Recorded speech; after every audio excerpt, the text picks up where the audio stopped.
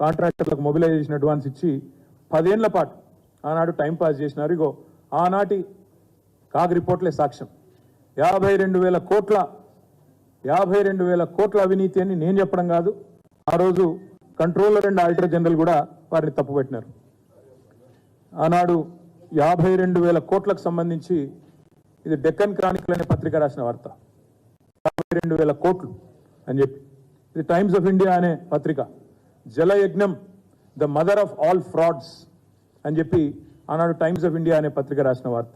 అంటే ఇట్లాంటి కోకొల్లలు ఆనాడు కనీసం కాలు వదవకుండా, కనీసం తట్టడి మట్టి తీయకుండా మొబిలైజేషన్ అడ్వాన్స్ల పేరిట ఆనాడు ఇది జలయజ్ఞం కాదు ధనయజ్ఞం అనే స్థాయికి ఆనాడు మరి అప్పటి కాంగ్రెస్ ప్రభుత్వం తీసుకున్న ప్రోగ్రాంని ఎంత దుర్మార్గంగా నడిపినారో ఆ రోజు రాష్ట్ర ప్రజలందరూ కూడా గమనించారు. దాన్ని సంస్థలు కూడా తప్పుపట్టినాయి.